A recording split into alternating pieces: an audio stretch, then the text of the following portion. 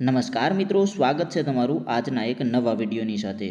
તો મિત્રો, આજના આ વિડીયોની અંદર આપણે વાત કરવાના છીએ કે જો તમે આઈટીઆઈ કરેલું છે અથવા તો તમે 10 પાસ અને 12 પાસ છો તો તમારા માટે રેલવેની અંદર એક સરસ મજાની ભરતી આવેલી છે. તો આ ભરતી વિશે આજના વિડીયોની અંદર વાત કરવાના છીએ. તો મિત્રો, આ ભરતીની વાત કરીએ તો રેલવે રિક્વાયરમેન્ટ બોર્ડ એટલે કે આરઆરબીની અંદર આ ભરતી છે. મિત્રો, આ ભરતીની વાત કરીએ તો આમાં જગ્યાઓ પણ ઘણી બધી છે.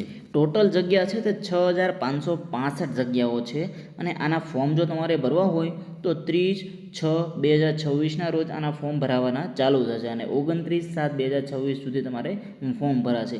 એટલે 1 મહિના સુધી તમે આના ફોર્મ ભરી શકશો. જે મિત્રોએ આઈટીઆઈ કરેલું છે તે તમામ મિત્રો આની અંદર ફોર્મ ભરી શકવાના છે. મિત્રો, આની અંદર ટેકનિશિયન ગ્રેડ 1ની અંદર છે તે 323 જગ્યા છે અને ટેકનિશિયન ગ્રેડ 3ની અંદર છે તે 6242 જગ્યા છે.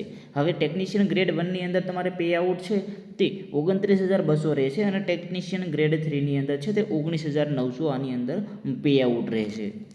એવી જ રીતે અહીંયા એજ પણ આપેલી છે 18 થી 33 વર્ષ અને ટેકનિશિયન ગ્રેડ 3ની અંદર 18 થી 30 વર્ષ જો તમારી ઉંમર હોય તો તમે આની અંદર ફોર્મ ભરી શકો છો.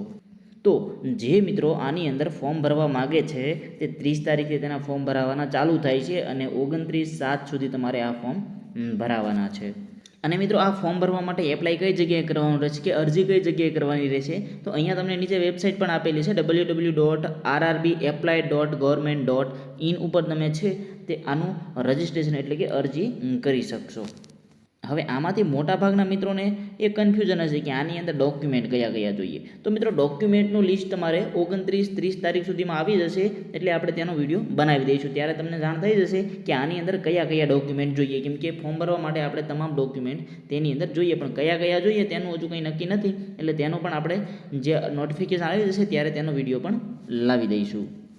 બાકી મિત્રો, તમારે કંઈ બીજો પ્રશ્ન હોય તો તમે કમેન્ટ બોક્સની અંદર જણાવી શકો છો. અને જે મિત્રોએ આ ચેનલને સબસ્ક્રાઈબ નથી કરેલી તે મિત્રો ચેનલને પણ સબસ્ક્રાઈબ જરૂર કરી દેજો. ધન્યવાદ.